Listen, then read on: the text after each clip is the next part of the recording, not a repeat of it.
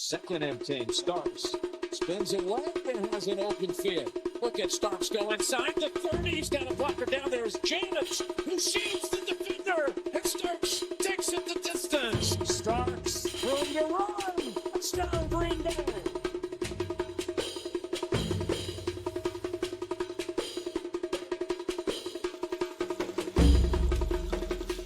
I want to give a shout out to Wings Flights of Hope and another shout out to Elmo's Best Wings in Buffalo. My next guest may be able to actually verify that statement. UB alum, Green Bay Packer, Mr. James Starks. What's happening, my man? How you doing? How you doing?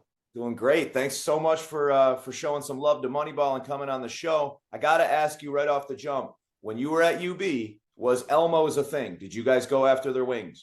Definitely went to Elmo's. Back then, there was a lot of wing places. I'm a wing guy. They used to call me Chicken Man. So who called you Chicken Man? Who called you Chicken Man? That's a high school thing, because every time we go on a trip or something like that, it don't matter. Like, because we were independent back then. So when we actually would go on trips, every time we went to like Denny's or any kind of restaurant, I always was, hey, can I get some chicken? So that's what they call me, Chicken Man. The Chicken Man. So I got to ask you, man, who has the best chicken wings in Buffalo? It's got to be out of Elmo's Ducks. 100%, man. Like, Elmo's is a sponsor of the show, and in my opinion, they got the best wings. Elmo's definitely hit. It definitely tops though, for sure. The man knows his wings. So listen, man, I'm as excited to have you on, man.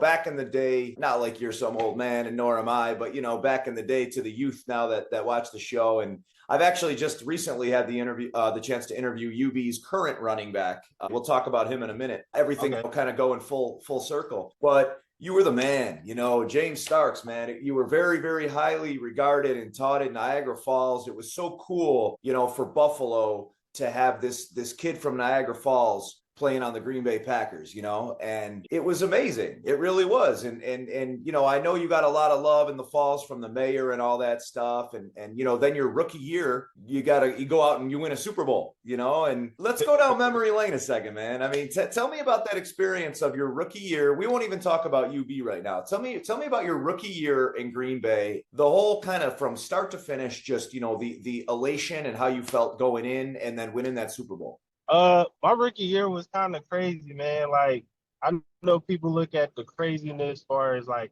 all of the things that I actually was capable to do, but I look at the craziness as like, man, like it was some ups, it was downs, it was all arounds, I come in, coming from, college, and, I was injured my whole senior year. So like, I'm going into an prestigious organization that know they stuff, man, practice differently than probably most in the league, Not saying that people in the league don't have the same kind of aspects as far as practice and, keeping our bodies together, but just the routine part of things. I got you. Getting used to it, coming in and right away, wasn't used to practicing, pull a hamstring. You know what I'm saying?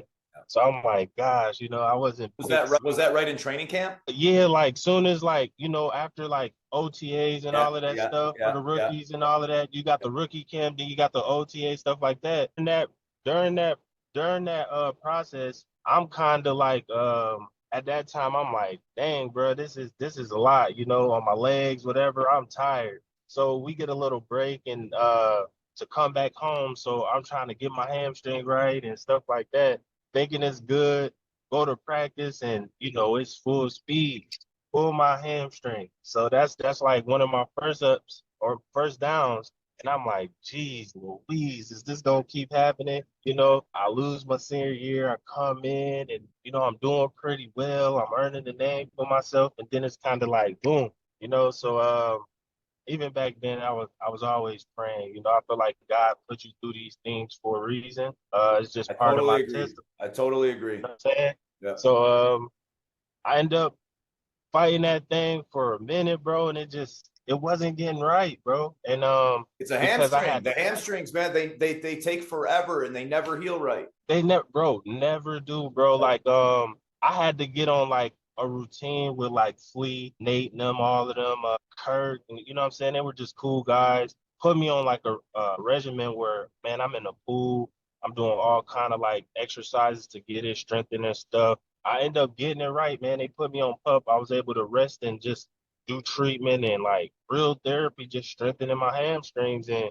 bro, I got super strong, When they super when strong. they when they put you on pup, do they say to you, let's limit physical activity to zero, or is it, like, let's just go to a rehab type thing? Like, tell me about, people don't really know when you're on PUP for that 6 weeks or 8 weeks, what goes on in that time, and what is the club telling you to do? In my case, as far as what happened to like me, everybody routine is the same as mine because I had like a hamstring injury, Yeah. so like it needed some rest. Yeah. So like during my process, when they first called me in, I'm thinking I'm about to get cut, bro. Like I'm like, oh man, I'm around there.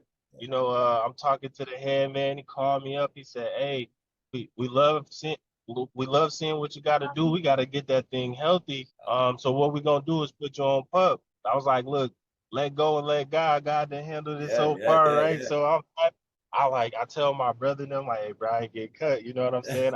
You thought that was So it, man. You thought that was it. yeah. I was like, "Dang, man, I gotta go back to the crib." So now I'm there, and so like my whole treatment part was I got to rest it for like a week or so, but I'm always coming into treatment. So like even though they like, oh, you really resting, that's just from practice. I gotta go to every meeting.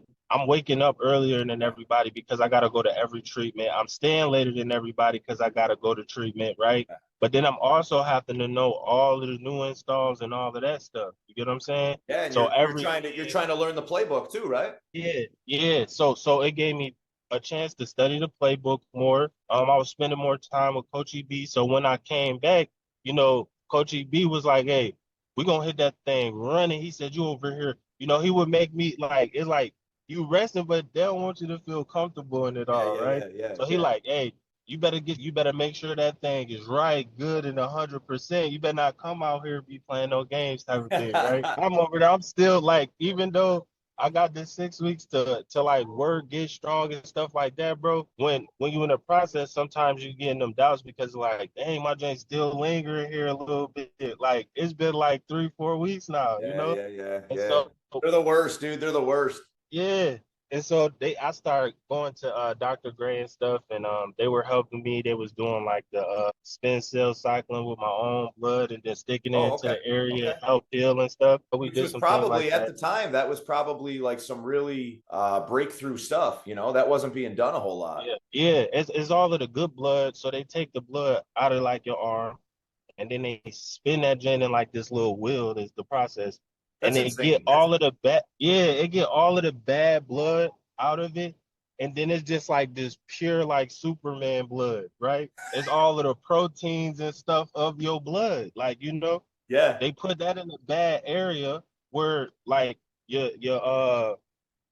got the bad blood because a lot of that cartilage and stuff is just like cartilage is just like blood, it's like Yeah. pretty much bad. You know what I'm It's saying? like So toxic they running break through it your, up. yeah, yeah. Yeah. Let me And ask you so something. it's like it hurt, bro. Like Oh, really? you get poked by a needle and stuff. It's like it hurt, bro. Like my joint was sore for a day, but Okay. after the day, you really feel a weight. You feel a huge difference, You do. Okay. and yeah. So yeah, bro, they did that. And then when I had to come back from pup, bro, and it was finally time to practice at that time, bro, they had me doing everything, bro. I was on kickoff, kick return. I was on punt return. I was on scout. I was getting reps with the first team, second team, third team. I Yep. felt like that. Like I was everywhere. So you got to think like I'm just coming back off the hammy. Like I'm about to pull my joint again. So like the first couple weeks, man, it's just the whole year I was nursing that bad boy, getting it stronger, staying on my regimen. So yeah, I that's how do. pup is though. I do have to say one thing, man. Green Bay, you didn't play that senior year at UB. And for Green Yeah. Bay, to take a shot on you, like, you got to be looking back at it, you got to be so thankful, right? And I don't mean it as in like, I mean it as true gratitude, because there's a lot of clubs, that maybe wouldn't have given you a shot. You didn't play the senior year. Maybe they're thinking, this guy can't play. Your talent was off the charts when you were at UB, dude. Nobody ran like you. Really, you were crafty, man. You did some magical things when you were at UB, but they had to go back a year, to see that. So for them to take a shot and say, we want this guy, not even as an unsigned free agent, but in the 6th round, that had to be a really good feeling, right? Yeah, I always tell people, like, always look at the draft and be like, man, you only went this round, you only went that round. Man, it's so many people that you can say never been drafted that You go went. on and play way more years than people that was drafted first round. 100%. There's people who made a significant difference in a league that was not drafted or drafted in the 6th round. You know what I'm saying? 100%. It really doesn't matter. It's all about an opportunity, bro. And I love that attitude. And I think personally that guys who get sometimes, not in your case, I wouldn't say you were overlooked. Like I said, it was you got drafted 6th round. And they took, they liked what they saw. Some guys who get overlooked, though, and you know what I'm saying, like take a Shedeur Sanders or somebody, for example. They got a lot to go out and prove. So they bring out that fight in the dog. You know what I'm saying? So, a lot of these guys now, especially, they get drafted 1st, 2nd round. They're prima donnas, dude. They go in and everybody's catering to them. And, and like, so it's a different dog that's drafted in the 6th, 7th. It's a different guy, man. It is. I tell everybody, too, man, people don't know this, like, it do put a chip on your shoulder. Like, I felt like I was better than a lot of people in that draft, bro. Probably played more than a lot of those people that was drafted over me too, bro. If I look at it, man, it was just like, if I would have went somewhere, if it wasn't University of Buffalo, if I was playing like at a, you know what I'm saying? Dude, if you were at Georgia or Tennessee, yeah. I think though, like, and this is what I'm saying, like, it's not a knock at University of Buffalo. I think they're a great school, but people can't sit here and say that it ain't like a kind of a level of, like, you know what I'm saying, respect that goes 100%. To, like, you know what I mean? You know what? But guys like you, listen, guys like Naaman, guys like Khalil Mack, guys like Sean Dolak. I don't know if you know that name, but Sean, he didn't get drafted, and he's a friend of Moneyball, man. But the Rams just took a shot on him, and they signed him, undrafted. And that kid, from me meeting him and talking with him and everything, remember that name, man, because he is mad. He's that chip on the shoulder thing, right? And I don't know how closely you follow UB now, but right under Sean is Red Murdoch. I call him Red Murder Murdoch, and he was 2nd in the nation last year in tackles. This kid is an absolute pit bull. Like, you're going to see him this year. He'll lead the nation in tackles if he stays healthy, and he'll get drafted, dude. But he's absolutely nasty. But the point is, UB, you're absolutely right. They don't get the recognition, and people say, oh, it's a even now it's a MAC school or whatever. It's still high level football. Right. I get it. It's not the Georgia Bulldogs, whatever, but it's high level football. And when you're a standout like you were, but moving on past that, man, because you already, like, you made it, and it was a show and prove thing, and you went out and you got after it and you did it. Right. So going back to that rookie season, the ebbs and flows, the ups and downs. How did you feel like, a couple games in or 6 weeks into the season when you were like, yo, I'm a Green Bay Packer right now? Like, how is that feeling? Bro, every day was kind of like, I'm happy, bro. I'm naturally a happy person anyway, bro. I'm just happy, bro. I thank God every day. Like, you know what I'm saying? Like, this is an opportunity, bro. Like, to play at like the highest level possible, right? Yeah. Not many people get that opportunity, bro. I was happy, bro. I just was happy. Like, going around the locker room, I'm like a kid. You know what I'm saying? Yeah. I was always smiling. I ain't really never do nothing. I'm not trying to get kicked out for no reason. You know what I'm saying? I'm enjoying the moment. You were behaving. I try to behave as much as possible. But, like, I'm not trying to get on nobody's bad side. I try to be a good teammate. I try to do what I'm supposed to do. And, you know what I'm saying? Just have fun and enjoy it, bro. First of all, man, congratulations. I'm sure you got that ring somewhere. And how many people can say they won a Super Bowl in the National Football League? It's not many, bro. You know what I'm saying? It's a lot of us because it's a team effort. Is a few out here, but not many can say they did it like their first year. You're in the 1%, man. You're in the 1%. Yeah, for sure. So blessed, bro. 100%, man. What I love about you, dude, is you never gave up. So a lot of people, after a year, first of all, you could have gave up after that last year at UB that you didn't play, Yeah. And you knew you had a special talent and you never gave up. you never said, all right, you know what, I'm gonna hang it up. You know, I signed a couple-year contract. I made a couple $1 million piece. You never did that. You had pride and you wanted to still show what you could do. And that's really, man, I respect that a lot. And you got your Super Bowl the first year in the league. You could have, like, you know what I'm saying? There's people that play 20 years to try to get to a Super Bowl, and you did that at your first year. So, you know, that's a true love of the game. Correct me if I'm wrong with anything here, but it's a true love of the game, and you just wanting to go out and play, you know, football and kind of prove to you and the world what you were capable of. Is that fair to say? Yeah, bro. I mean, I just like football, bro. When it started getting I don't know, bro. I like football. That's all I ever really will play. Like, you know, I was even growing up, we playing toss up tackle and UP, or we call it Unity Park, but we call it UP, right? Growing up, we playing toss up tackle. I'm with the old guys and stuff like that. I just enjoy football, bro. And then when I first was coming into the league and stuff like that, and all of this stuff was happening, bro, I was up for like that Doak Walker Award and stuff. And I'm like, if I would have played my senior year, bro, I would have been so many. But like I said, like my life was already destined and preordained by the man, our Father God. You know what I'm saying? So I just feel like everything that I went through was to build character, right? I'm gonna fail again. Body's perfect. It don't matter how good you are. I received the praise and all of this stuff, right? It's my testimony, right? But also it's people that's struggling and been through what I've been through or worse, right? So my life is not all bad. Just enjoy the life that God has given us, right? So like a lot of me pushing through a lot of things in the adversity that I face was just, my Father God, bro, put me through trials and tribulations and seeing how I'm gonna handle them, right? And I failed in a lot of them, bro. Yeah. And so like the stuff that I failed at might have been the reason why I was put in the places that I was in. You know what I'm saying? Whether it 100%. was, you know what I'm saying? Bro, Like listen, we know how we he tests us. If you're a faithful person, man, he tests us, right? And he doesn't. I don't think he gives you more than you can handle, and he'll test you out, man. And there's some days or seasons or whatever. You know, for you, it was like, oh man, why do I have this other injury? Well, for the construction worker working in Niagara Falls or the garbage man, he's like, think about that, right? The dude who's riding on the back of the garbage truck, who's like, man, I just wishes he was you, So it's like you never took anything for granted, and you knew how blessed you were. And again, man, respect. I gotta accept what everything got coming with me and stuff like that too. And I gotta make myself a better person, right? I wasn't always the best person, and I'm still growing. So I'm starting to understand life a little bit different now, bro.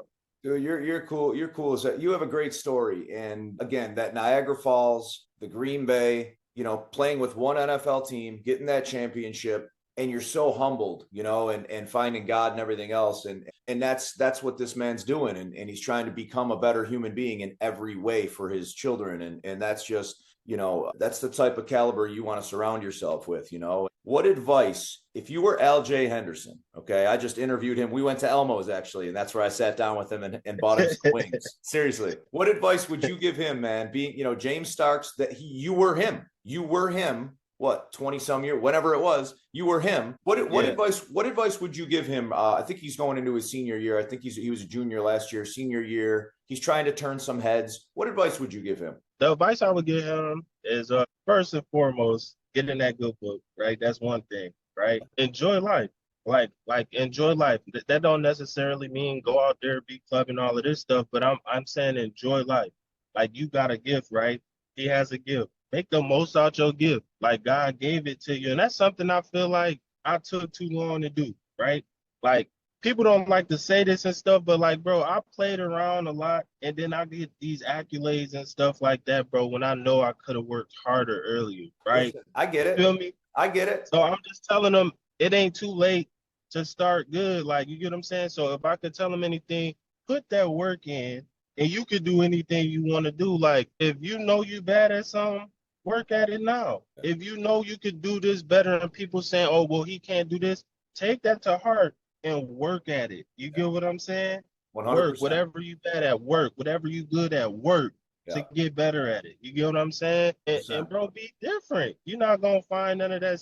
You're not going to see people putting in the work, bro. And that's what I was like, I was just talented. It's a lot of talented people out here, but if I would have just worked a little harder earlier, bro, I would have been in a way better position than I ever been. We'll get into a couple of fun questions, man, and then I'll let you get rolling with your day. Give me one good Aaron Rodgers story, man. I gotta ask. Give me one good Aaron Rodgers story. Or anything you can share about the man. You know, everybody thinks this guy is like such a arrogant, you know, they all think he's this. Not though. I can't give you a story, but I can't give you like the funniest Aaron Rodgers story, but he cracked jokes though. You know what I'm saying? Like, all right, yeah. I wouldn't say me and Aaron was like the best of friends, right? Yeah. But I know Aaron for sure. Like he was a good person, bro, to me. Like, you get what I'm saying? Like, I'll tell you a good story. Like, this man got Adidas deals, right? Yeah. Like, he don't have to do the stuff that he do. Like, people see the bad part of Aaron, bro, but a lot of people don't see how cool Aaron really is. Now, you know, people are judging him outside because of things he made. You know, he might be with his mom or his dad or sister or brother. It don't matter what it is, right? Just right. I'm just giving an example. No, you're right. You're right. Yeah. Imagine every time, like, the man can't go to the malls without signing thousands of autographs. He gotta be there because we gotta catch the flight. Like, you would see this man try to stop, but this is an everyday experience for him. So, like, I just understood him, even though I ain't talked to him crazy a lot like that. He used to come over and be like pissy face and all of this stuff, right? But at the same time, like, Aaron was a cool dude. Like, he got like these Adidas deals and stuff. The man gave, like, he would go around asking people for their sizes. Like, I never had a pair of Yeezys. This man gave me a pair of Yeezys brand new. That's what I'm saying, man. You know what I'm saying? That is a great story, though. That is a great story. Yeah, like, people don't always talk about the good with him. So I'm like, man, he didn't have to do that. And that wasn't the only pair that he got. Like, everybody in that locker room got a free pair of Adidas type stuff. But they don't talk about that. No. And then, like, he used to do stuff for the linemen all the time. So, like, I ain't really got funny James. Like, it's some funny James, but can't say everything. So that was a good story that people don't know Aaron as. I think you just said it perfectly. I think you said it perfectly. Aaron's different, right? James Starks is different. Aaron Rodgers is different. The personality and what sets you, you know, like, this cat's different. You're not the everyday dude. You're lions, not sheep. That's how you're lions. And the people that are the sheep are the ones that talk about the lions, and they say this guy's this and this guy's that, man. But they're jealous, you know. To be a standout people, like, you know, they're gonna remember this guy and they're gonna remember James Starks, and you know, it's good to be different, man. And I love that you say, and you know, that it's good to be different, you know. And I try to preach that to my kids and say, be lions. Don't go follow the crowd, you know, be lions, do something different. But that's a cool story, and thanks for sharing it, man. You play board games with your kids at all? We do. What in a board game? I play cards, Uno. Okay. Right. I'll play. We played a little stack the blocks or whatever. Oh, the Jenga. Jenga. We play Monopoly too. I'm the king of Monopoly. Okay. Okay. Hey, whoa. You're the king? Because I'm the king. I'm the king of Monopoly. Because I'm the king. Hey, we could be kings together, but if we play each other, somebody got to go down. So you know how we be having a cross play. You know what I'm saying? Let me help him. This is my partner. You know what I'm saying? We both win and then we stop. Hey, listen. So we'll do that with, like, our kids. Listen up, legend. You and I, you come back to Buffalo, all right? You come back to the Falls. You and I are sitting down. You can get a couple guys on your crew. I'll get and we're playing Monopoly.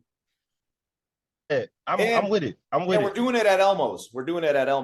And some good chicken. I'm gonna bust the chicken down first. We gotta eat the chicken first, man. We gotta fill our stomachs first. Yeah. I'm okay with that, bro. Like we play. My family, me and my family, like, we play, like, what's the joint? Charades. We play everything, bro. We just have family night and do that, bro. It's super important, and you have that's family structure and everything else. Do you get back to Buffalo a lot? Do you ever come back to the Falls? Are you ever back here? I actually gotta come up there, bro. They giving me some like Hall of Fame joint, like they inducted me to, like, the Greater Buffalo joint. Oh, okay. When is that? Is that this year? Yeah. It's like. I went last year. I'll see you there, dude. Yeah. I gotta do a speech and stuff, bro. Like, this right here, 1-on-1 is okay for me, you know. But I get in crowds, bro. I hate it, bro. So listen, I got advice for you. I went last year, the Greater Buffalo Sports Hall of Fame. I went last year. So I'll be there. Write it down. Do it short and sweet, short and sweet. So you thank the people who got you there, like your coaches, and because it's got nothing to do with Green Bay or anything else. The only people you need to focus on are the Buffalo people because you're in the Buffalo Hall of Fame, right? So you just shout out all your UB stuff and everything that got you there. Talk about your family, the people that matter. Thank you to Buffalo. Peace. That's it. Short. That's what I was gonna do, bro. It might be too short though. Well, don't make it like 30 seconds, man. Hey, bro, I promise you, bro. I would have probably been up there. I want to get the shaky boy. Yeah. Oh my God. Be up there with the shaky boy. Mama, I want to say I love you. And then you get emotional. Dude, I'm going to see you up there, man. You're going to be crying. It's going to be crazy. I will definitely be there, though, man. You're a rock star, dude. I really appreciate you coming on. I really do. I mean, it means a lot to me. And you're now a citizen of Moneyball, dude. A lot of people watch the show. So, I think people are going to like your character and who you are. And for the local Buffalo people, it'll be really cool to see what you're doing now, Yeah, man. I appreciate you, man. Thanks for having me, man. Like, it's a blessing. Like I said, man, I'm happy to come on and be able to chat with you, brother. So I appreciate you. Thank you, man. Bye.